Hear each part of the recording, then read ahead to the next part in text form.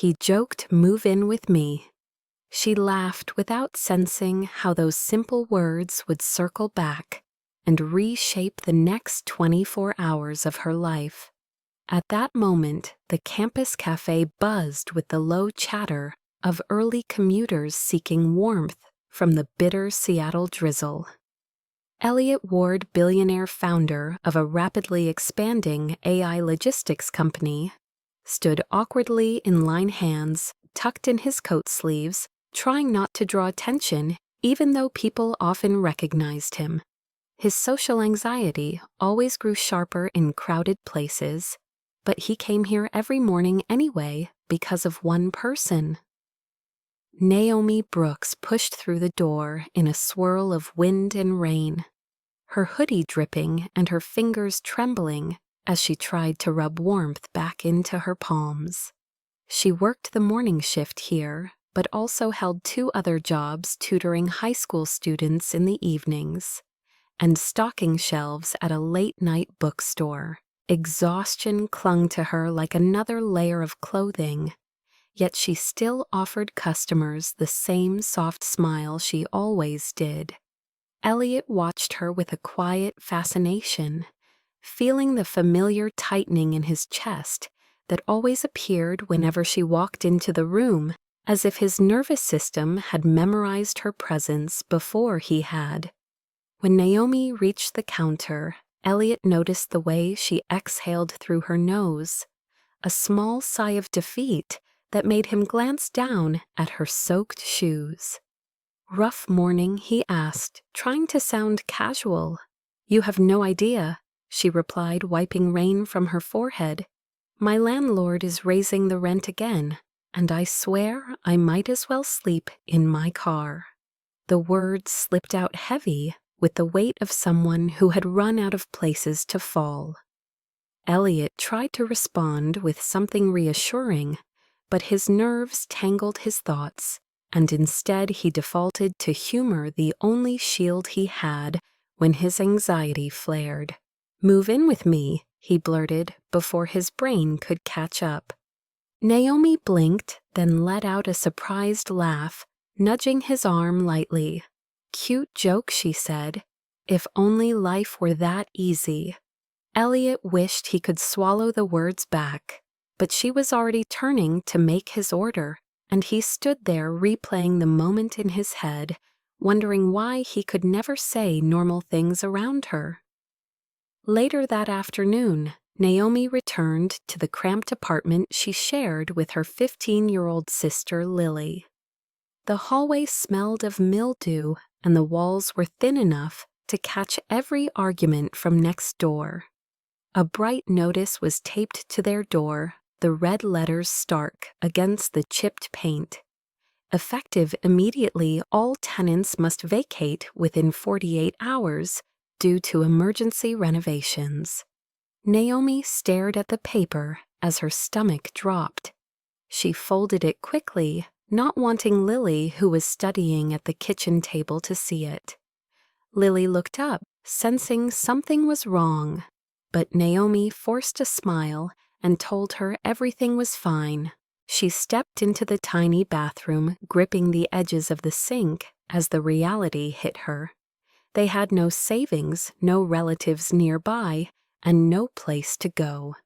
She thought briefly of Elliott's offhand joke, but dismissed it, shaking her head at the idea. He was a billionaire, and she was barely keeping her life stitched together. The worlds they lived in were too far apart. That night, Elliott stood in his penthouse, staring out across the shimmering lights of Seattle rain, streaking the floor-to-ceiling windows. He kept thinking about Naomi. Her tired eyes, her shaking hands, the way she laughed even when she was hurting. He wondered if she was somewhere safe, and the thought unsettled him more than he expected. He had never cared this much about a stranger, and yet she did not feel like a stranger at all. The next night, a soft, uncertain knock echoed through the quiet hallway outside his door. Elliott paused mid-step, heart thudding. He crossed the room, opened the door and froze. A figure stood under the dim hallway light rain, dripping from her hair onto her backpack. Naomi. For a moment, neither of them moved, the silence stretching between them like a fragile thread. Naomi kept her gaze low, as if afraid he might take back the words he had spoken so casually before. Her voice trembled as she whispered, "Is your offer still good?" A joke shouldn't change a life. But sometimes the universe listens to the wrong sentence and decides to follow it. Naomi did not sleep that night. Even after Elliot stepped aside and let her into the warm quiet of his penthouse, she felt the cold of the world on her skin, as if it had sunk too deeply to shake off. She sat on the edge of the guest room bed, watching Lily curl up gratefully under the soft blankets, whispering that it felt like a hotel. Naomi smiled at her sister, but inside her chest everything churned. She kept replaying the eviction notice, the sinking dread the way her hands had shaken, while stuffing their belongings into backpacks. Because she could not afford boxes and there was no time to think. Seattle had become a city of rising skies and falling hopes, beautiful for the wealthy, brutal for the people, trying to survive paycheck to paycheck. Naomi loved the city, but the city did not love her back. Her phone buzzed with an overdue tuition reminder from the community college classes she was still taking at night. A medical bill from Lily's asthma attack last winter. An email from her landlord reminding tenants they had 48 hours. Left to leave for renovations that everyone knew was just an excuse to replace working-class renters with people who could pay double. Her throat tightened. She had been holding too much for too long. The next morning, rays of muted Seattle light slipped through the blinds. She rose quietly so she would not wake Lily and padded barefoot to the living room. The penthouse felt unreal clean modern walls, lined with tall windows overlooking the city. Everything about it contrasted with the cramped apartment she had left behind. Crumbling paint, leaky pipes, neighbors screaming at 2 a.m. She wrapped her arms around herself, unsure whether she belonged here or whether she was only borrowing safety for one night. Elliot was already awake, sitting at the dining table with his laptop open but untouched. He looked up startled, like he had been lost in thought. "You did not sleep?" she asked softly. "I was thinking," he said, then hesitated. "About you and your sister." Naomi pressed her lips together. She should thank him.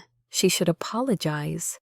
She should promise they would leave soon before they became a burden. She carried every instinct of someone who had lived too close to losing everything. Instead, she asked the question she feared most. "Are we imposing?" Elliot shook his head too fast, too earnest. "No, you are not." He struggled for another word, then landed on the truth. "I wanted you to be safe." Naomi felt something inside her wobble unsteadily. She turned away, pretending to look at the city view through the glass. Seattle sprawled below them, a grid of steel and rain and ambition. It looked different from up here, beautiful but distant, as if the problems on the ground level could not reach this high. But Naomi knew better. She had lived every part of those problems. She thought of her college debt climbing faster than she could pay it off of healthcare bills. She could not cover even with 3 jobs of people who assumed poverty was laziness, when in reality it was exhaustion layered over survival, and the constant fear of slipping through the cracks. And then there was Lily, brilliant Lily, trying to study for her SATs in a home that never felt stable. Naomi had promised their mother before she passed that she would take care of her little sister. She had meant it with her whole heart, but promises did not pay rent. Later that morning, while Lily slept, Naomi went back to the apartment to collect the last of their belongings. The hallway was even louder than usual, babies crying, someone blasting music, the thud of footsteps stomping across old floorboards. She unlocked the door and walked into the small living room that had held so many versions of their life. She picked up textbooks, closed notebooks, and the cracked picture frame, holding the last photo they had with their mom.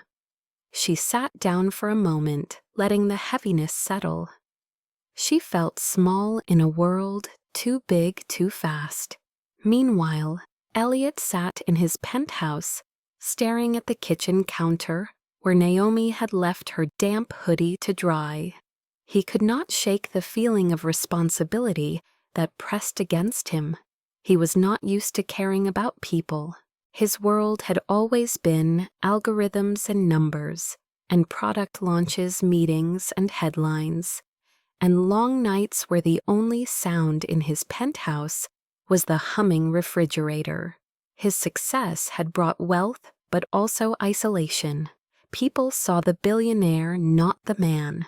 Friends drifted as his schedule grew demanding. Dating was impossible when every woman seemed to want the version of him printed in magazines, not the quiet, anxious, real him. He looked at the hoodie again, the tiny physical proof that there were two new lives now intersecting with his. He found himself hoping they would stay, but he did not know how to say that. Naomi returned carrying the remainder of their belongings in 2 worn backpacks. Lily woke and hugged her, relieved. Elliot watched quietly, unsure whether to step in or give them space. "Thank you for letting us stay," Naomi said as she set the bags down. "We'll figure something out soon." "You do not need to rush," Elliot said immediately. She hesitated.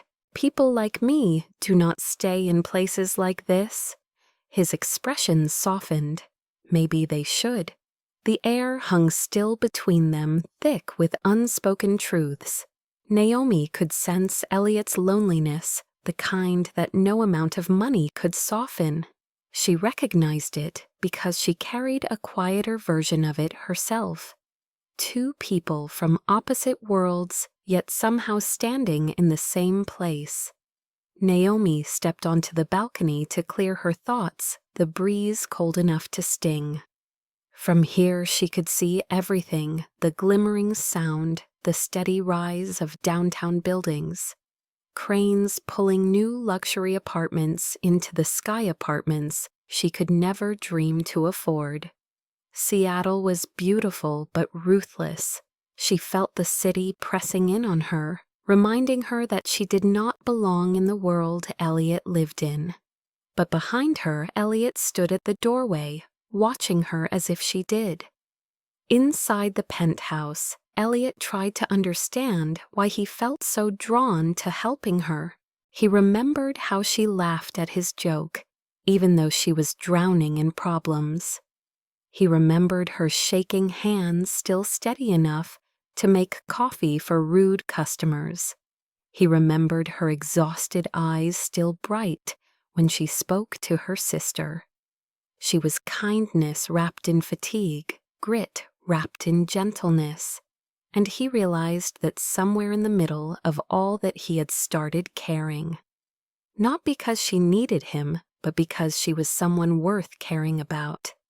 Naomi exhaled shakily as she stared down at the sprawling city.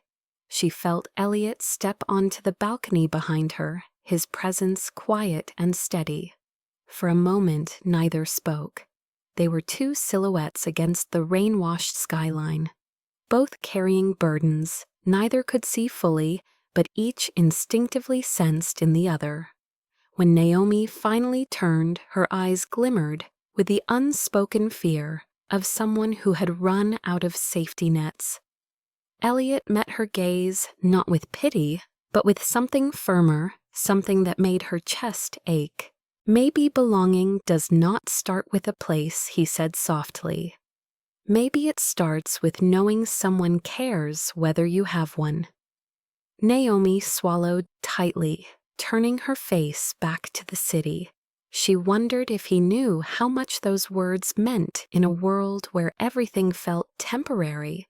She wondered if he knew how deeply his kindness was landing.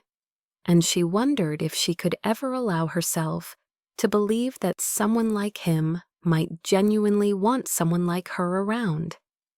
The knock came so softly that Elliot almost believed he had imagined it. A tentative tap barely louder than the distant hum of the elevator at the end of the hallway. He paused mid-step toward the kitchen, glancing toward the door with a mixture of confusion and something that felt uncomfortably like hope. It was late, far later than anyone would reasonably visit him, and besides, he never had drop-in visitors. His penthouse existed at the quiet edge of his life, a place where no one knocked and no one expected him to answer. But the knock came again, gentle, almost hesitant, and this time it hit him square in the chest. He took a breath, trying to steady the racing in his pulse, and walked toward the door, each step echoing faintly across the polished floor. When he pulled the door open, he froze. Naomi stood there beneath the dim hallway light, soaked from the relentless Seattle rain, a backpack slung over her shoulder, and rainwater trailing down her sleeves. Her hair clung to her cheeks, and her breathing was shaky, as if she had run the last block. Her eyes flicked up to meet his, then immediately darted away, as though the simple act of standing here embarrassed her. "Naomi," he said, voice softer than he intended. She shifted her weight, gripping the backpack strap so tightly her knuckles whitened. "I know you were joking," she whispered the words, breaking slightly. "But is your offer still good?" Something inside Elliot snapped and settled all at once. A mixture of panic and certainty. He had not expected her to take his offhand words seriously, but seeing her standing there with no umbrella, no jacket appropriate for the cold, no place else to go, he understood instantly that this moment mattered. Not in the casual way moments sometimes matter, but in the way that redirected the course of entire lives. For a heartbeat he could not speak. She kept her gaze low, trembling faintly, as if bracing for rejection. He whispered Naomi. She lifted her eyes, and that was all it took. "I did not open my door for you," he said, voice rougher than before. "I opened my life." Her lips parted in surprise, a breath catching in her throat. She seemed torn between relief and fear. Relief that she was not being turned away, and fear that she was asking too much. Elliot stepped aside without hesitation, extending a hand toward the warm light of the penthouse. "Come in," he said quietly. "Please?" Naomi took one shaky step forward, then stopped, glancing back down the hallway. Elliot followed her gaze and noticed a small shadow near the corner. Lily stepped forward, clutching a single rolling suitcase, as if afraid it might be pulled from her. "Hi," she murmured, almost inaudibly. The sight punched the air from Elliot's lungs. Naomi had come not just with her own fear, but carrying responsibility for her sister's safety. They had nowhere else to go. "Come in, both of you," he said instantly. Lily stepped inside, gazing at the high ceilings and soft lighting with cautious awe. Naomi hesitated in the doorway, rain still dripping from her clothes onto the marble floor. She finally crossed the threshold, hugging the backpack tightly to her chest. Elliot closed the door behind them gently, as though sealing the world out. The silence that followed was heavy, but not suffocating, the kind that pressed softly instead of crushing. Naomi took in her surroundings, the sleek furnishings, the sprawling windows, the quiet glow of the city beyond. She looked wildly out of place in her soaked hoodie and wet jeans. And yet Elliot felt the room shift, as if it had been waiting for her presence to feel less empty. "I am sorry," she blurted out suddenly, her voice cracking. "I know this is too much. I did not want to come here. I did not want to impose. She faltered, trying to catch her breath. Lily tugged at her sleeve, sensing her distress. Elliot stepped forward slowly, careful not to startle her. "You are not imposing," he said. "You are safe here." Naomi bit her lip, eyes glistening. She looked like someone who had been standing in a storm for far longer than 24 hours. Lily glanced at Elliot, then at her sister, then whispered, "Can we really stay here?" Elliot's heart squeezed. "For as long as you need," he answered without thinking. Naomi let out a soft, disbelieving breath.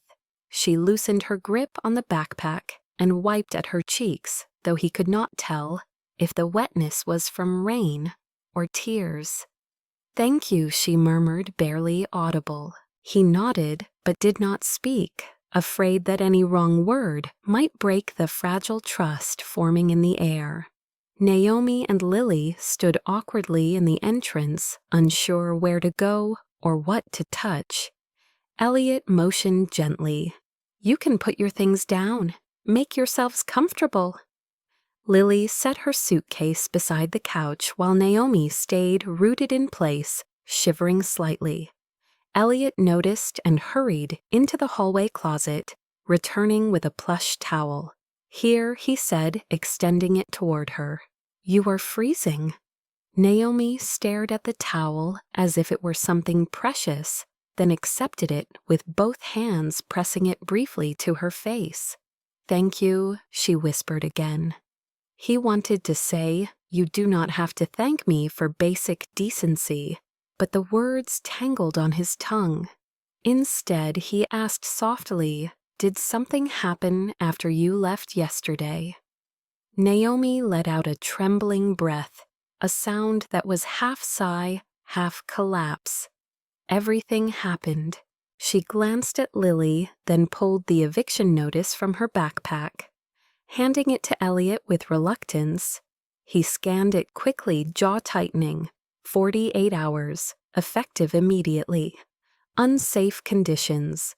She nodded, pressing her arms to her chest. "They said renovations, but everyone knows what that means. They want higher-paying tenants, and you had nowhere to go," he said softly. "Nowhere," Naomi replied. "No family, no savings, and I did not want to mess up any of my friends' living situations. We were out of options." Elliot felt something sharp and protective rise in him. "You came here," he said. She met his eyes again, and this time there was no hesitation. "You were the only person who made me feel like I was not a burden." The words hit him like a physical force. He swallowed hard, unsure how to hold the weight of what she had entrusted him with. "Well," he said, clearing his throat slightly, "you are not." Naomi looked down, cheeks flushing with emotion. Lily tugged her sleeve again, quietly, asking if there was a place she could change into dry clothes. Elliot immediately guided her toward the guest bathroom, showing her where the towels were. When he returned, Naomi stood by the window, staring out at the rain-streaked skyline, shoulders rising and falling in a rhythm of exhaustion. He approached slowly. "You are safe here, Naomi," he said. "I mean that." She closed her eyes, letting the words settle. Then she whispered something so faint he almost missed it. "I hope I am not making a mistake." "You are not," he replied without hesitation. She opened her eyes, meeting his with a fragile mixture of hope and fear. Outside, the rain kept falling, tracing soft lines down the glass, as if marking the exact moment her life shifted. Inside, Elliot felt something awakening, a sense of purpose he had not felt in years. Naomi turned away from the window, hugging the towel closer. She looked small but determined, shaken but standing, and for the first time since they had met, Elliot allowed himself to believe that maybe this was not coincidence. Maybe some moments were meant to happen exactly this way. The first night in the penthouse unfolded with the strange quiet of three people trying not to disturb one another, even though their lives had already collided in ways none of them had imagined. Naomi stood near the window, wrapped in the plush towel Elliot had given her, while Lily explored the guest bathroom with a kind of reverent excitement. Elliot moved through the space like someone suddenly aware of every sound he made, worried that even the soft click of a cabinet door might unsettle them. He had never had guests overnight. He barely had guests at all. The last time someone had stepped foot inside his penthouse had been months ago, and it was only his assistant dropping off paperwork. Now 2 people were here dripping rainwater on his hardwood floors, carrying fear and exhaustion in their eyes, yet somehow everything felt more alive. "Would you both like something warm to drink?" he asked after a moment, his voice tentative but sincere. "Hot chocolate, maybe?" Lily poked her head out of the bathroom, eyes widening. "You have hot chocolate?" she asked, as though he had offered something magical. Elliot nodded, relieved that she sounded even a little hopeful. Naomi hesitated, then nodded as well, murmuring thank you. In the kitchen, Elliot moved carefully, measuring cocoa powder, heating milk, stirring slowly. His hands shook slightly, not from nerves about cooking, but from the overwhelming awareness of the 2 girls sitting at his counter watching him. He felt compelled to get this right. When he handed Lily her mug, her face lit up, and she cupped it with both hands, inhaling the warm steam. "Thank you," she whispered. For the first time that night, Elliot smiled. Naomi accepted her mug next, fingers brushing his, briefly sending a spark of something quiet but unmistakable between them. She blew on the surface of the drink, then gave him a soft, grateful smile that made his chest tighten. "This is really kind of you," she said. "You did not have to do this." "Maybe not," he answered, "but I wanted to." She looked away, fighting something in her expression, an emotion caught between gratitude and the fear of relying on someone. In the living room, Lily curled up with her warm drink, while Naomi perched on the edge of the couch, still wrapped in the towel, her clothes drying on the back of a chair. Elliot stood near the fireplace, unsure whether to sit or hover or give them space. The silence between them was thick, but not uncomfortable, merely uncertain, like 3 strangers learning how to share the same air. "I am sorry," Naomi began, her voice low. "I feel like we are invading your life." Elliot shook his head quickly. "You are not. Truly." She gave him a searching look, as if trying to gauge whether he meant it. He did, more than she could know. Lily set her mug down quietly. "Where should we sleep?" she asked. Elliot exhaled softly, grateful for a question he actually knew how to answer. "There are 2 guest rooms down the hall," he said.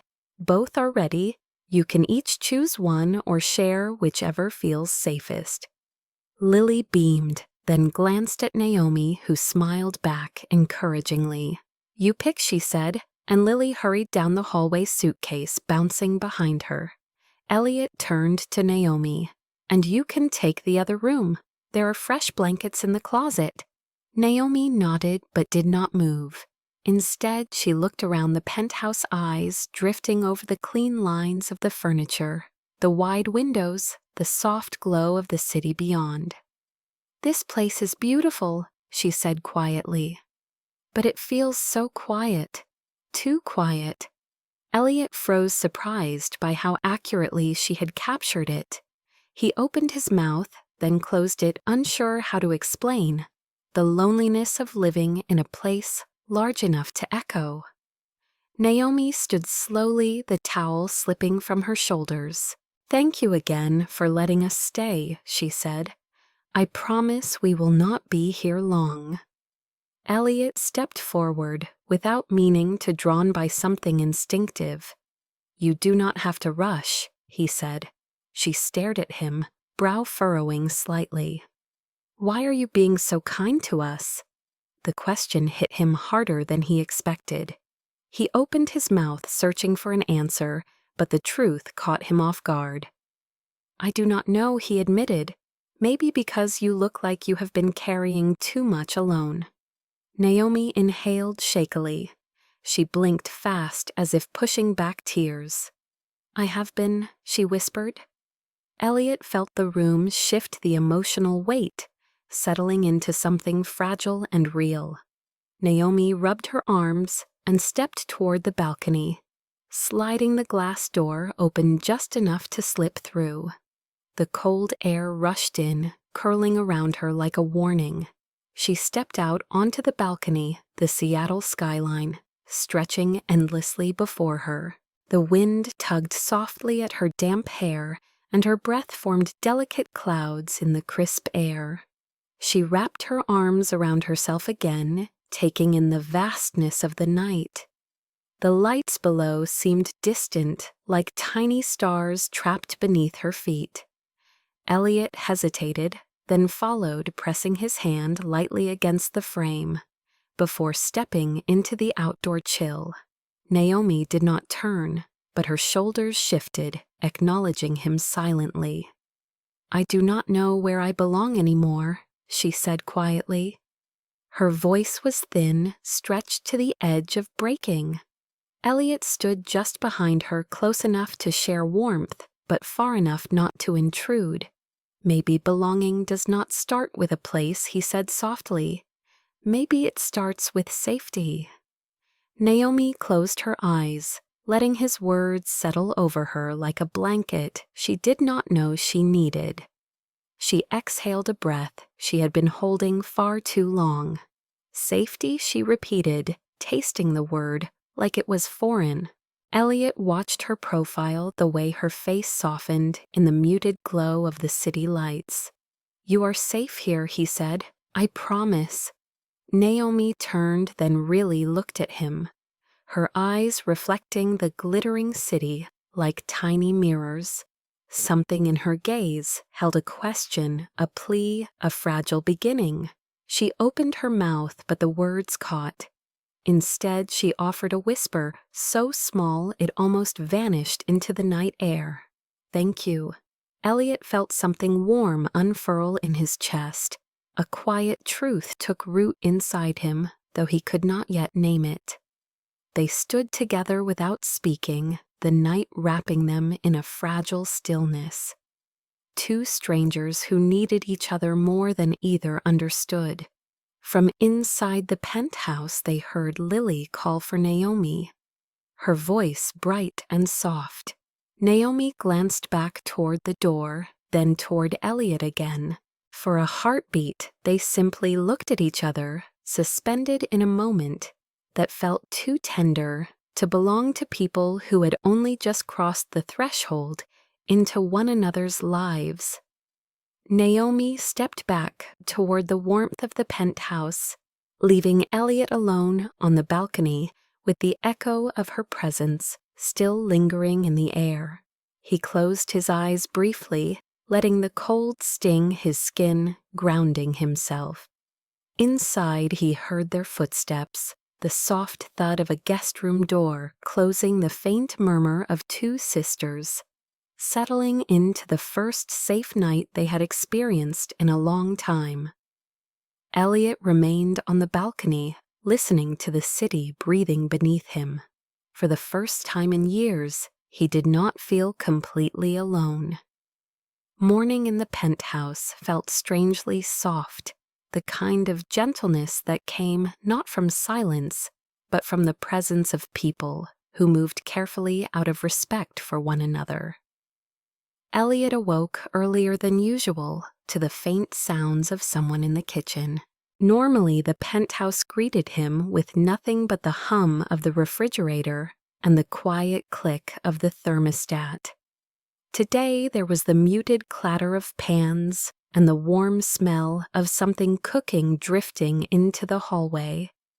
Curious and unexpectedly nervous, he stepped out of his bedroom, adjusting the sleeves of his shirt as he moved. In the kitchen, Naomi stood barefoot in one of his oversized t-shirts he had given her the night before, her hair still slightly damp from her morning shower. She moved with tired but determined motions, cracking eggs into a pan, slicing fruit, arranging plates with gentle efficiency, practiced from years of working multiple jobs.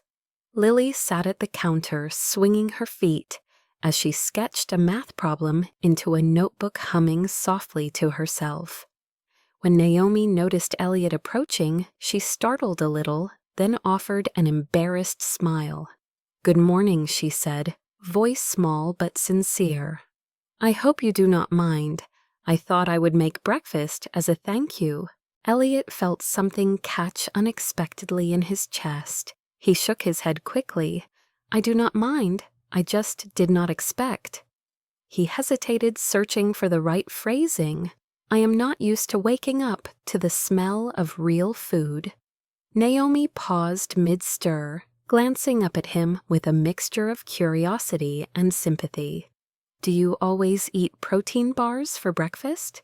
Elliot blinked. "How did you?" She nodded toward the pantry. "Lily and I saw the stash last night. There must be 50 in there." He felt a flush rise along his neck. "I do not exactly know how to cook." Naomi's smile grew warmer, softer, like she understood more than he had said out loud. "That is all right," she replied. "I can make things, nothing fancy but edible." Lily piped up from her stool. "It smells amazing." Naomi ruffled her sister's hair. "We will make something extra for Elliot, too." At that moment, Elliot realized something peculiar. He was not anxious, not the usual tight-coiled internal panic he felt with most people. Instead, he felt an unfamiliar but welcome ache, a warmth blooming in places he had thought were immune to feeling. He watched Naomi move around the kitchen as if she belonged there, not intruding, not taking up too much space, simply existing with natural ease.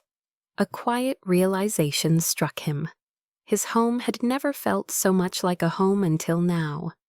Breakfast unfolded in small, gentle moments.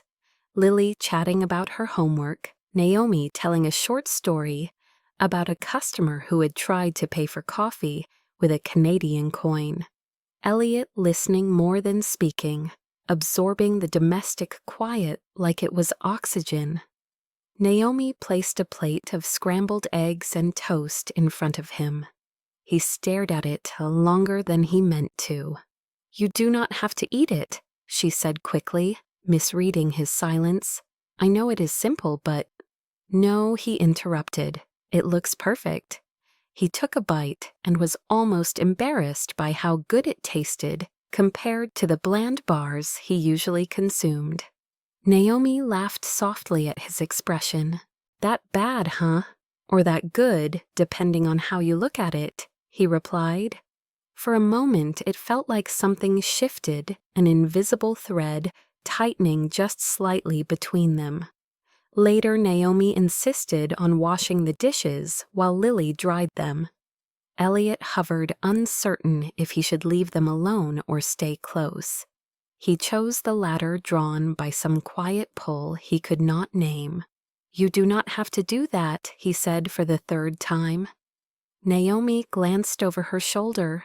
It is okay. I like helping. He hesitated. I am not used to people helping. Naomi's hands paused under the running water.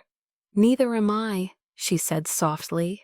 Their eyes met for a fleeting second to mirror two people who had spent too long pretending to be self-sufficient because life had not given them another choice. After the kitchen was tidied, Elliot noticed the cabinet door near the fridge, hanging crooked on its hinge. He frowned slightly, remembering how it had been that way for months. Before he could reach for it, Naomi crouched beside it, lifting the door to examine the hinge. You have a screwdriver? She asked. He blinked, surprised. I think so. Let me check. He returned with a small toolkit and watched as Naomi adjusted the hinge with quick, sure movements. You have done this before, he asked. She shrugged. When you grow up with old apartments and no money for repairs, you learn things. Elliot crouched beside her, studying the way she worked. That is impressive, he said honestly. She huffed a quiet laugh. It is survival. Together they lifted the door back into place. Elliot held it steady while Naomi tightened the screws. Their hands brushed once, twice, lingering just a fraction. Too long, and both pretended not to notice, though their breaths hitched almost in sync. When the cabinet door clicked shut perfectly aligned, Naomi sat back on her heels, smiling with a satisfaction she had not felt in a long time. See fixed. Elliot stared at the cabinet, not because the repair was remarkable, but because someone had done something for his home, something no one had ever bothered to do. Thank you, he said softly. It means a lot more than you think. Naomi's expression softened again, as if she were beginning to see the loneliness tucked behind his wealth. Throughout the afternoon, Lily decorated the living room with sticky note reminders for her homework, colorful little squares that somehow made the cold modern space warmer. Elliot found himself smiling at the sight. Naomi watched him a moment, then said she is making herself at home. I hope that is all right. It is more than all right, he said. It is nice. Naomi's lips curved into a small, genuine smile.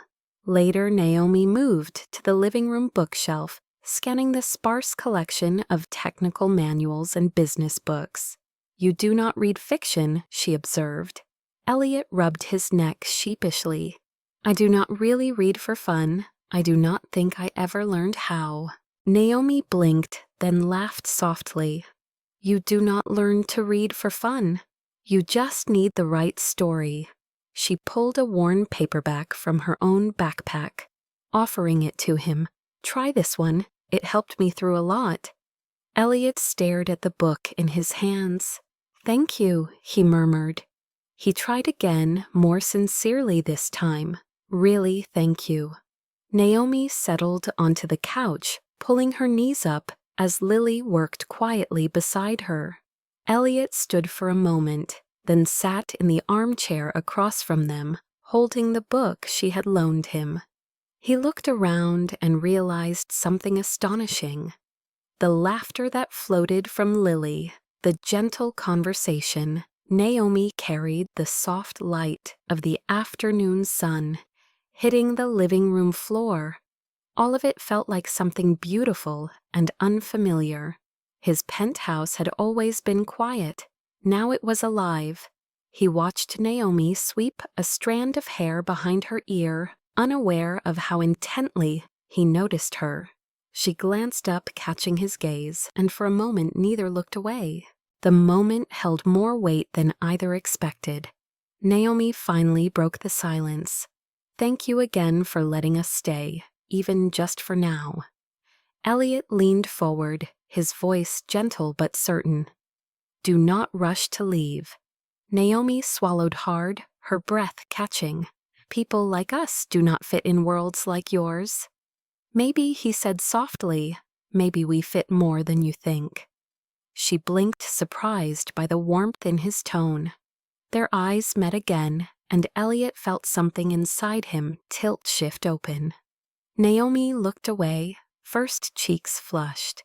She stood to help Lily pack away her homework. Elliot watched them and realized with quiet certainty that their worlds were colliding, and against every difference, every reason it should not work, somehow they fit.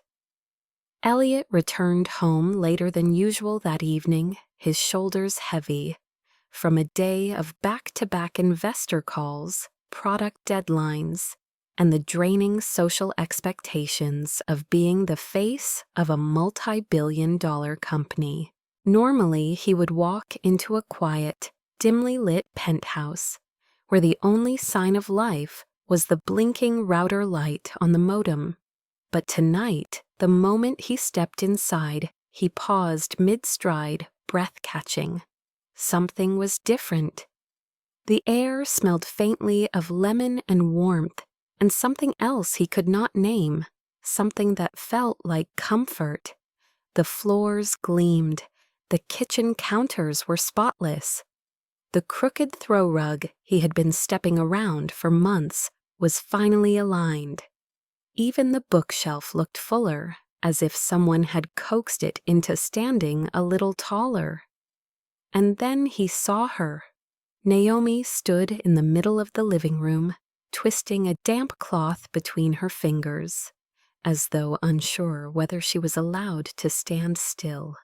Her hair was tied loosely at the nape of her neck, and a soft pink flush colored her cheeks, as if she had been rushing around moments before he came in. When she looked up, he saw the nervousness flicker across her face. "Hi," she said, voice hesitant. "Welcome home." Elliot swallowed, unable to hide the surprise on his face. "What happened?" he asked quietly. Naomi shifted, unsure whether to apologize or explain. "I noticed the place could use a little care," she said finally. "So I cleaned, and I fixed a few things, and maybe reorganized a few things." She gestured toward the living room, a little breathless, as if bracing for him to be upset. "I hope that is okay. You did not have to do all this," he said, stunned. Naomi tucked a loose strand of hair behind her ear. "You have been helping us," she said softly. "I wanted to return the kindness. I wanted your space to feel a little more alive." Elliot took a slow step into the room, letting his gaze move across the small, quiet details that had changed. A plant he had accidentally killed months ago now looked revived, its leaves misted and green.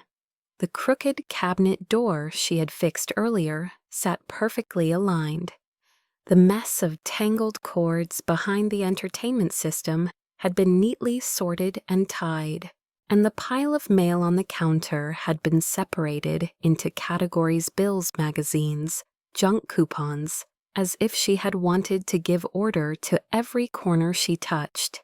Naomi watched him nervously. "If it is too much, I can undo things." Elliot shook his head quickly. "No, it is incredible. I just do not understand how you did all this in one day." She smiled faintly. "When you spend years keeping a household running on a tight budget, you learn how to do everything fast." Her voice carried something quiet beneath the surface, not pride but necessity, born from survival. Elliot felt it land heavily inside him. "You made the place feel different," he said, softer, warmer. Naomi shrugged, trying not to let the compliment settle too deeply. "Lily helped a bit too. She organized your pantry and threw away some expired stuff." Elliot blinked. Expired. Naomi nodded. "There was a salad dressing that went bad last July." Elliot closed his eyes with a mortified groan, while Naomi laughed for the first time in days, a soft, unguarded sound that seemed to fill the penthouse with light. She stepped closer, her tone shifting. "You help us breathe." she said, "so I wanted to help your space breathe too." Elliot stared at her. Something in him cracked open, something he did not have a name for. He had always lived efficiently, but not gently. His space had been livable, but not loved. And now every corner held traces of Naomi, the kind of care that did not demand anything in return. "You revived that plant," he said, pointing. She laughed. "It just needed sunlight and water." Elliot shook his head. "It needed you." Naomi looked down, suddenly shy. He watched her fingers twist in the cloth again and realized she did that when she felt vulnerable. "You do not have to clean or fix things to stay here," he said quietly. Naomi lifted her eyes. "I know, I wanted to." That sentence lodged itself in him more firmly than she could have known. His throat tightened with a feeling he had long forgotten how to manage. Gratitude real and profound. They settled into an easy rhythm as Lily came out of the guest room, proudly explaining she had labeled the drawers in the fridge with sticky notes for produce, leftovers, and snacks. Elliot listened, smiling without meaning to. The three of them stood together in the warm light of the living room, and it hit him that he had never had a moment like this. In his home, never shared space with people who moved through it gently, leaving it better than they found it. Naomi caught him staring at the room again, and she stepped forward, speaking quietly. "You deserve a space that feels cared for, not just lived in." Elliot forced a breath past the tightness in his chest. "I did not know how empty this place felt until you changed it." He meant the words more than she could understand. Naomi's expression softened as she looked around at the subtle glow the space now held. "I am glad it helped," she whispered. He hesitated, then asked, "Can I show you something?" Naomi nodded, following him behind the kitchen to a door she had not opened yet. He pushed it open, revealing a small room cluttered with boxes, a desk covered in scribbled notes, and half-built prototypes of devices she did not recognize. "I tried to make this a workspace," he explained, "but I never finished it." Naomi glanced around. "It looks like pieces of your mind spilled everywhere." He huffed a quiet laugh. "That is exactly what it is." She walked slowly, observing the mess. Then she turned to him. "Do you want it to be a real workspace?" Elliot hesitated. "I do, but I never have time to organize it, or the focus. Sometimes it feels easier to work in chaos, even if it is exhausting." Naomi stepped closer, taking in the overwhelm he tried so hard to hide. Then she said something that hit him harder than expected. "We can fix this too. Not I, not you, we." Elliot felt his breath lodge painfully somewhere in his chest. "We." He stood there for a moment, absorbing the word. Naomi thought she was just offering help, but she did not understand what that single word did to him. For years his world had been a landscape of I, isolated, singular, solitary. And now, for the first time, someone had casually spoken, as though he did not have to do everything alone, as though partnership was natural, as though he was worthy of it. A quiet realization crept through him.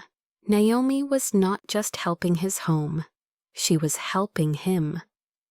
They both stepped out of the office and into the living room where Lily sat cross-legged, assembling a puzzle she had found on a shelf.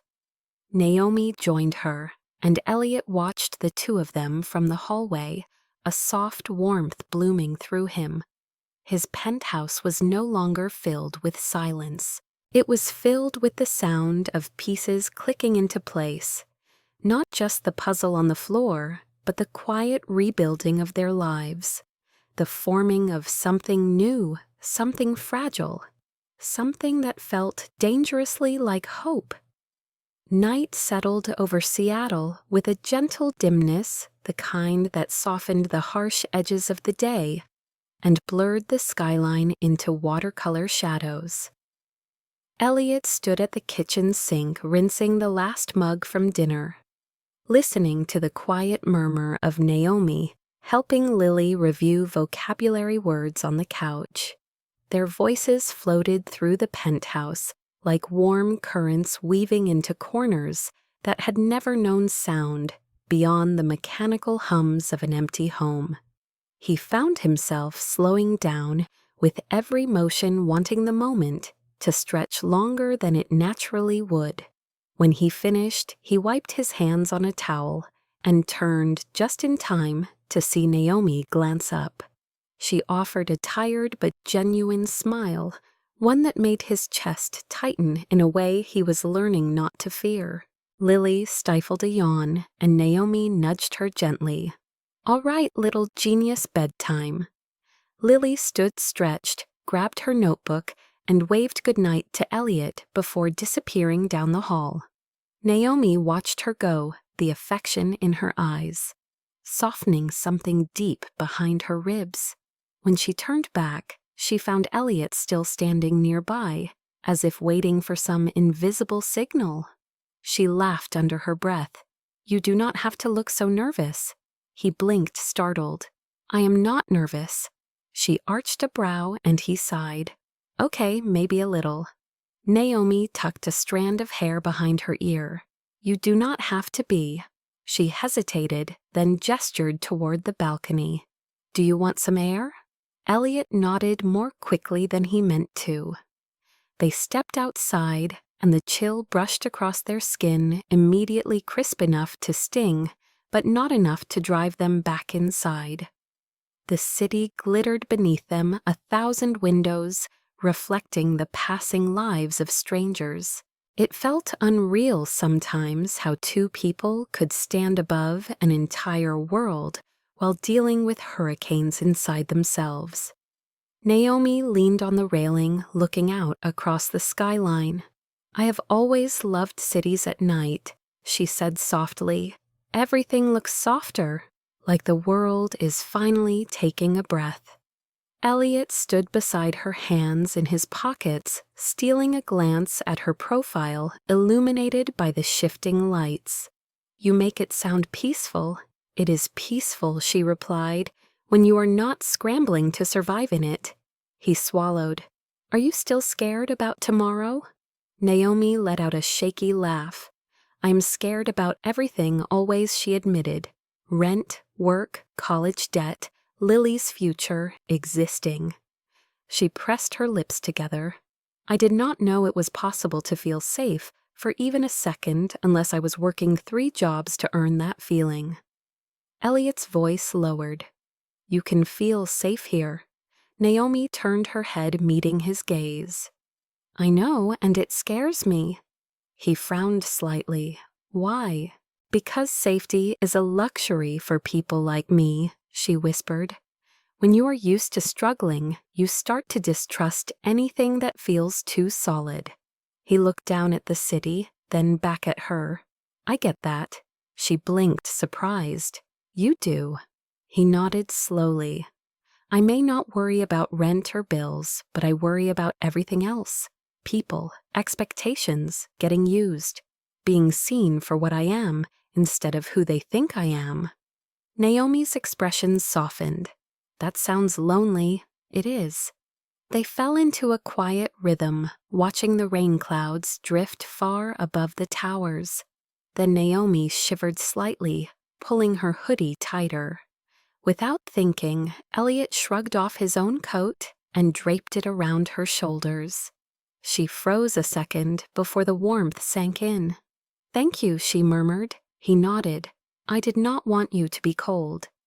Naomi looked at him, then really looked at him. "You always sound so steady," she said softly. "But I can tell you are not."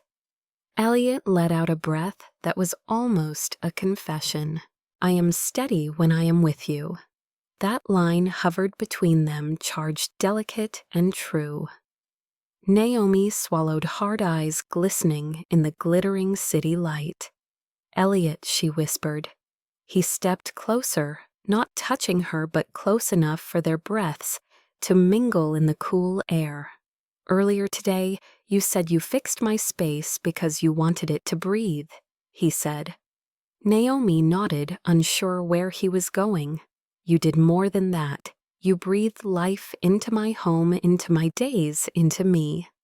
Naomi's lips parted in a quiet shock. Elliot continued, voice lower than a murmur. "I did not know how empty I felt until you walked in with the rain still in your hair." A small tremble moved through her.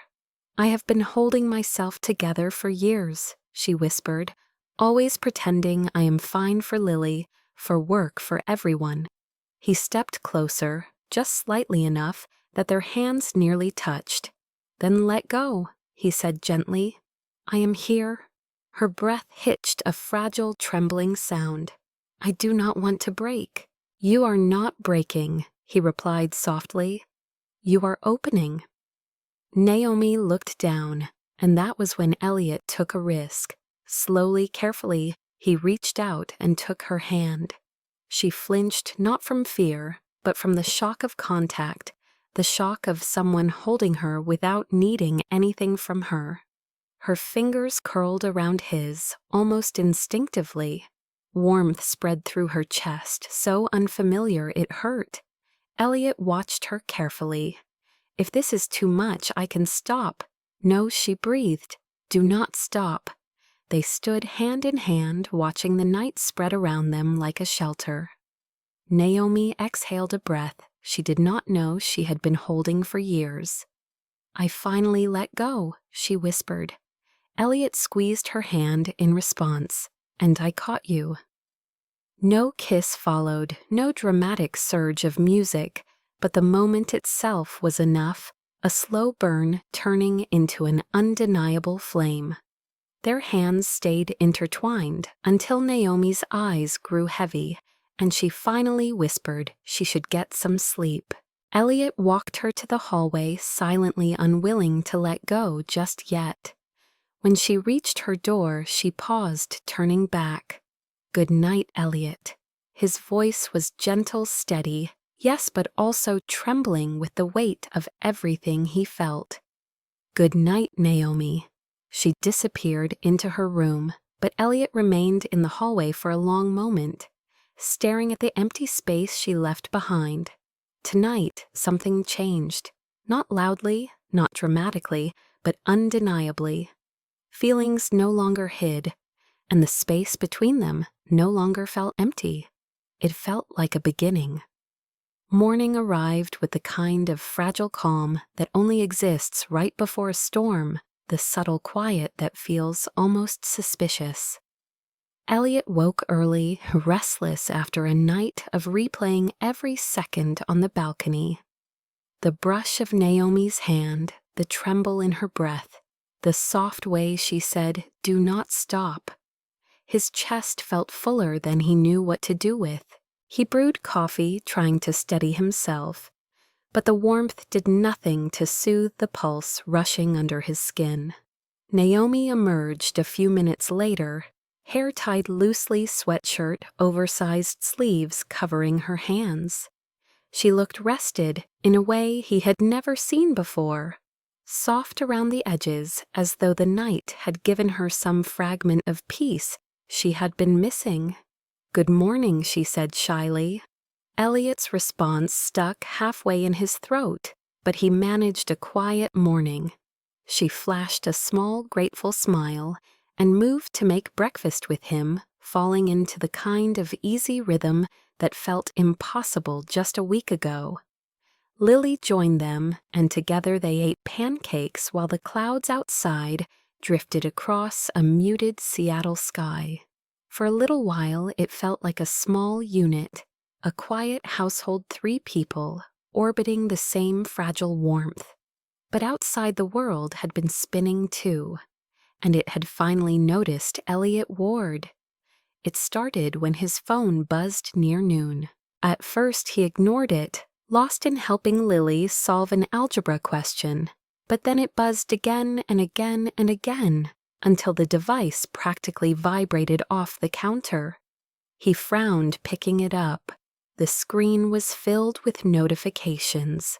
20 missed calls, messages from PR, an email with urgent in the subject line. He opened the first message and his stomach dropped. You need to call me now. Paparazzi photos leaked online. He opened Twitter, heart thudding. His name was trending. The first photo hit him like a punch. Naomi stepping out of his building, head down, hair tucked behind her ear, wearing his oversized t-shirt from the night before. Lily walking behind her holding her backpack. And worst of all, a second photo framed wrong-timed wrong, but devastating in implication. Naomi leaning forward slightly as Elliot held the penthouse door open for her, his hand on the frame, his expression soft. The caption screamed something sensational. Billionaire Elliot Ward spotted bringing secret girlfriend and her child into his home. Elliot's blood ran cold. He could barely breathe. Behind him, Naomi and Lily were laughing over something in Lily's notebook, completely unaware that their lives had just been dragged into the public spotlight. He swallowed hard, trying to calm the rising panic. Naomi, he said gently. She looked up, smiling, until she saw his expression. What is wrong? Elliot turned the phone toward her, unable to find words. Naomi leaned in, confused at first, then her eyes widened horror, flooding her features as she understood. Her face drained of color. Oh no, she whispered. No, no, no. Lily looked between them, confused. What happened? Naomi pressed a trembling hand to her forehead. Someone took pictures of me leaving your building, and now everyone thinks she couldn't even finish. Elliot's voice was steady, even though his hands shook. They think we are together. Naomi's breath hitched. She felt exposed, violated, mocked. Her head raced through worst-case scenarios, her job, her safety, her reputation. I cannot have this, she said, voice cracking. I cannot have strangers online speculating about my life, about Lily. She paced the room, panic building without restraint. My boss is going to see this, my coworkers, everyone from the cafe. They are going to think I am some kind of gold digger. Elliot stepped forward, but she lifted a hand, instinctively stopping him. Not because she wanted distance, but because she needed oxygen. Lily stood frozen at the edge of the couch, fear creeping into her young eyes. Elliot knelt gently in front of her, voice steady. Lily, you are safe. Nothing is going to happen, I promise. Naomi sank onto a stool, eyes brimming with tears she refused to let fall.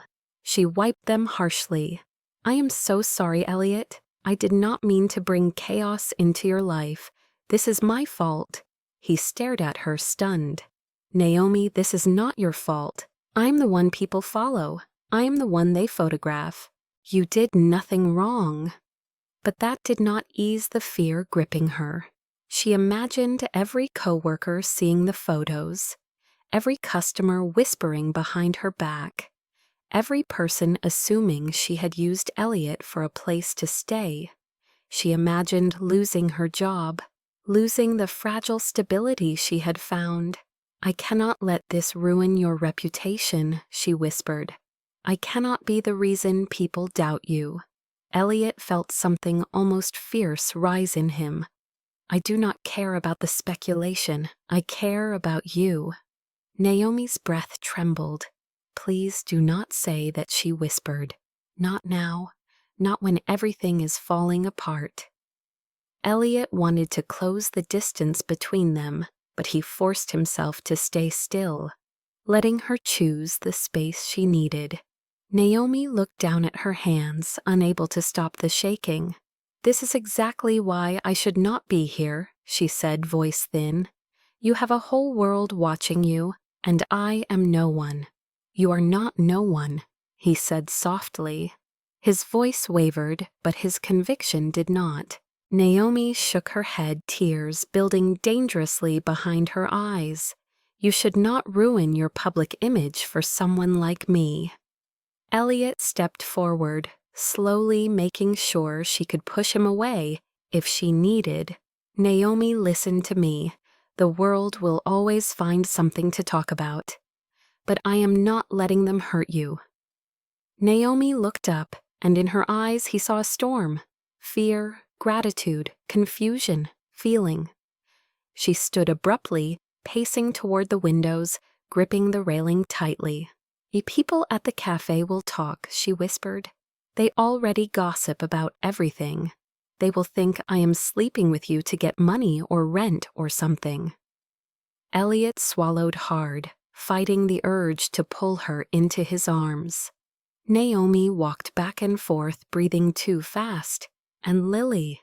She glanced toward her sister, who was hugging a pillow, her small face creased with worry. I cannot let her get bullied at school for this. I cannot let her get dragged into my mistakes. She suddenly pressed her hands to her face, shoulders shaking. Elliot moved quickly, but delicately placing one hand near her arm, but not touching unless she allowed it. Naomi, please breathe. You did not cause this. I did. I am the one with cameras following me. Naomi lowered her hands, eyes red. What do we do now? Elliot inhaled deeply. I will handle the media, he said firmly. I will handle the narrative. I will protect you both. Naomi's chest tightened at the raw sincerity in his voice, but then something softened in her expression as she whispered something he did not expect. Elliot, I do not want people to think you are trying to cover up being with someone like me. He paused. Someone like you. Naomi swallowed. Someone who does not belong in your world. Elliot did not hesitate. You belong exactly where you are standing. Her breath faltered. He continued, voice trembling. You belong here, Naomi. Not because of the photographs, not because of what people think. Because you fit. You fit my home. You fit my days. You fit my life. Naomi closed her eyes, overwhelmed by everything too much and not enough at once. And in that silence, in that trembling uncertainty, something shifted. She stepped back against the wall, sliding down until she was seated on the floor, knees pulled to her chest. Elliot sat on the floor beside her, leaving a few inches of space, but close enough to let her feel he was there, unwavering. The world had found them, but they had found something too. Something frightening, fragile, but real. And even if the world tried to break it open, Elliot knew that he would choose her again and again. The storm outside had calmed by evening, but inside the penthouse, the air still felt charged with everything unspoken, everything Naomi feared, everything Elliot wanted to protect. After hours of phone calls with PR teams, strategists, and legal warnings, Elliot finally stepped away from his laptop, feeling wrung out. The media frenzy was spreading too fast, faster than any damage control statement could catch. Naomi paced near the balcony, clutching her phone, her fingers trembling with every new notification that flashed across the screen. She had turned them off twice, but her anxiety kept turning them back on, as if knowing the worst before it happened would soften the blow. Lily sat on the couch, curled into a tight ball, watching her sister with wide, quiet eyes. At some point, it became too much. Naomi grabbed her hoodie and backpack. I need to breathe, she said, voice cracking. Just a walk. I will be back. Elliot stood instantly. Naomi, wait. It is not safe with the press outside. She shook her head, refusing to look at him. I will go the back way. I just need air, just a minute to think." Before he could respond, she slipped out the side hallway door. Elliot felt something twist painfully in his chest, but he forced himself to give her space. She needed air, but he had no idea that air would take her exactly where danger waited. Naomi walked quickly through the dim service stairwell, gripping the cold metal railing, her mind racing too loud to hear the warning alarms of her instincts. She exited onto the street from the garage entrance, pulling her hood low. She only meant to loop around the block, breathe calm herself, and return. Instead, she found herself walking toward her old apartment building, like her feet remembered the way without permission. She stopped across the street, staring up at the cracked brick and flickering hallway lights. The landlord had boarded up half the windows' construction signs hanging crookedly. She wanted closure, she told herself. She wanted to say goodbye. She wanted to prove that leaving that place had not made her weak. She stepped inside the lobby. The smell hit her first. Gas, sharp, intrusive, suffocating. Her breath stuttered. She froze, memories crashing into her in one violent wave. Fire when she was 8 flames licking the ceiling. Smoke choking the night heat, blistering her skin. Her mother screaming, her father breaking down the door. The trauma burst open inside her like a wound. She stumbled backward, gripping the stair rail.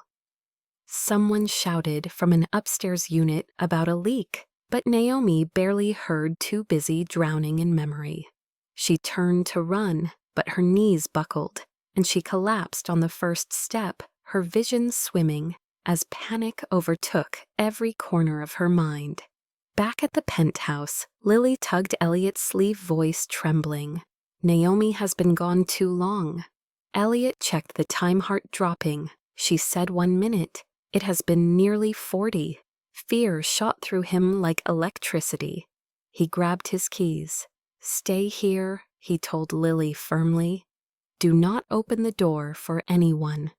He sprinted to the garage, heart pounding, watching the city blur as he drove. He did not know where she had gone, not exactly, but something in his chest tugged him toward the one place she would never admit. She still thought about the one place she feared, and yet returned to for closure. When he turned the corner and saw the flashing lights of fire trucks blocking the street, his stomach dropped into freefall. No, not here, not now. He parked haphazardly, ignoring shouts from responders, and ran. The gas smell hit him immediately. He covered his mouth, scanning frantically. "Naomi, Naomi." His voice cracked, ripping through the chaos. A resident pointed weakly toward the stairwell. Someone went down. She looked like she was going to faint. Elliot ran down the dark stairwell, shouting her name, until he heard the softest whimper. He found her sitting on the stairs, clutching her chest, shaking violently, eyes wide with terror. "Naomi," he breathed, kneeling beside her. She jumped at the sound of his voice, panic spiraling. "It is happening again," she gasped. "I cannot breathe. I cannot breathe." He cupped her face gently, forcing her to meet his eyes. "Naomi, look at me. You are here now. You are safe. There is no fire, just a leak. We are getting out." She tried to stand, but her legs crumpled beneath her. He slid his arms beneath her and lifted her against his chest. She clung to him, trembling uncontrollably. Elliot sprinted upward, carrying her out the door and into the cool night air as firefighters yelled for civilians to clear the area. Naomi buried her face against his shoulder, sobbing uncontrollably, the trauma clawing its way out. He held her tighter, shielding her with his body. "I got you," he murmured, voice breaking. "You do not have to be brave alone. Not with me. Not ever again. The trembling in her limbs slowly subsided, but the tears kept coming. He carried her all the way to the car, refusing to put her down until she whispered his name. Elliot, she breathed, barely audible. I thought I would die in there. He brushed her damp hair from her cheek, his thumb gentle against her skin. I would never let that happen. Never. She held on to his shirt like she was afraid he would disappear if she let go. You came for me, she whispered. Of course I did, he said, voice shaking with emotion. He no longer tried to hide. I will always come for you. She pressed her forehead to his chest, breath ragged but steadying. I was so scared. I know, he breathed, but you are safe now. With me. Always. In the car, she leaned against him, while he texted Lily to reassure her. He kept one hand on Naomi's back, as though reminding her she was real, she was here, she was not alone. By the time they returned to the penthouse, her body felt like lead exhaustion and trauma closing in on her. Elliot carried her again up the elevator and through the doorway. Lily ran toward them, but Elliot held up a calming hand. She is okay. She just needs rest. Naomi whispered Lily's name with the smallest broken smile, and Lily hugged her tightly before helping Elliot get her settled on the couch. When Naomi finally drifted into sleep, still trembling slightly, Elliot sat beside her watching her chest rise and fall. He brushed a hair from her forehead tenderly. The thought of losing her even for a moment had torn something inside him open wide and painfully honest. He realized something terrifying and beautiful in the quiet hour after midnight, as he kept vigil beside her. She was no longer someone he wanted to help. She was someone he could not imagine his life without. And tonight he had almost lost her. 6 months later, the Seattle skyline shimmered under the pale blush of early spring sunlight, the clouds finally thinning just enough to let warmth settle over the city again. Inside Elliot Ward's penthouse, the atmosphere had changed so profoundly that even the walls seemed to breathe differently.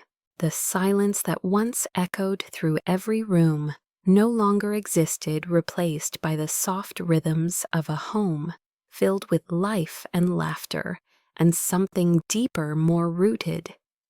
Naomi stood at the kitchen island, stirring pancake batter, while humming a song she probably did not even realize she was humming.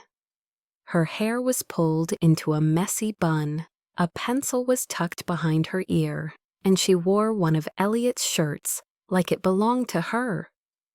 Lily sat at the breakfast table with a stack of STEM award papers spread in front of her, her face glowing with excitement as she circled event dates and scholarship options. Elliot watched them as he brewed coffee, taking in the sight with a quiet awe he still felt every single morning. There had been a time when he believed his home would always be a space, designed for efficiency, but never warmth. Now he could not imagine it without the sound of two very different, but very important voices filling it. Naomi caught him staring and smiled a soft, knowing smile that still had the power to knock him breathless. "Stop looking at me like that," she teased, half laughing. Like what he asked, leaning against the counter, arms crossed over his chest, like I am some miracle. Elliot stepped closer, close enough to brush a strand of hair behind her ear. "You are," he said simply. She rolled her eyes, but her cheeks flushed pink, the same way they always did when he said something impossibly sincere. Lily laughed from the table, muttering, "You two are gross," but smiling at them fondly. Naomi flipped a pancake, then leaned on the counter, watching Elliot with warm, thoughtful eyes. "I still cannot believe this," she said quietly, that we belong here, that this is our life. Elliot stepped behind her, wrapping his arms around her waist, resting his chin lightly on her shoulder. 6 months ago, you knocked on my door, soaked and terrified, he murmured. And it was the best thing that ever happened to me. Naomi placed her hand over his, squeezing gently. A soft silence settled between them, but it was the kind that held comfort, not tension. She turned to face him, and for a moment they simply looked at each other, remembering everything they had survived to stand in this moment. The media storm, the panic attack in the old apartment, the fear of not belonging, the uncertainty of opening their hearts, and every time they had chosen one another again and again like instinct. After breakfast, Naomi gathered her things for work, her new job at Elliot's company, though she insisted on earning the position herself. She now worked in marketing outreach, helping design programs to bring tech education to underfunded schools, a role she took on with a fierceness that surprised even her. Elliot walked her to the elevator, pressing the button and waiting with her. She leaned against the wall, smiling. "You know," she said, "you do not have to escort me every morning." He raised a brow. "I know, but I want to." She stepped closer, lacing her fingers with his. "I love this," she whispered. "I love you." Elliot froze just slightly, the way a man does when hearing the words he has waited his entire life to hear. He squeezed her hand and whispered back, "I love you too." She kissed him softly, then stepped into the elevator, turning back for one last look before the doors closed. As soon as she was gone, Elliot let out a breath he had been holding, smiling like a man who knew exactly how lucky he was. Later that afternoon, Naomi returned early, calling out a soft hello as she entered.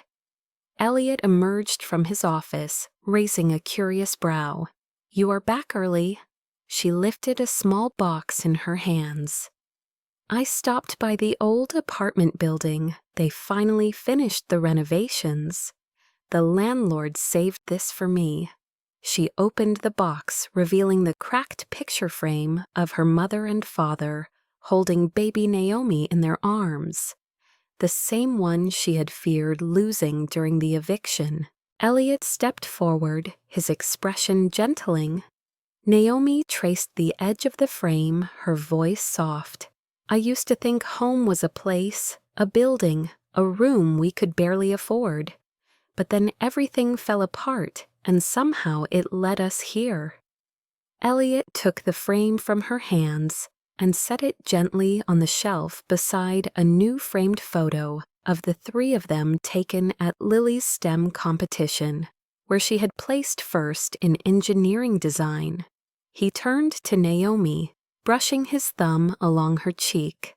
"Home is not a place," he whispered. "It is a person."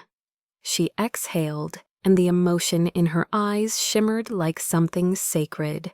That night, the three of them curled up on the couch watching a movie Lily had chosen and laughing at jokes only families truly laugh at. When Lily eventually fell asleep, Naomi rested her head on Elliot's chest, his arm wrapped around her shoulders, pulling her close. She traced circles on the back of his hand, her voice barely above a whisper. "Thank you for making room for us," she said. "Not just here, but here." She touched his chest right over his heart.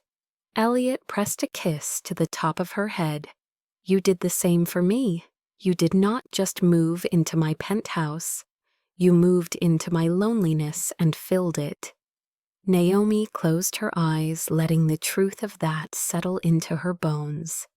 In the soft flicker of the TV light, in the warm hush of a home that had once been empty, and in the quiet, steady beat of the man beside her, she finally understood.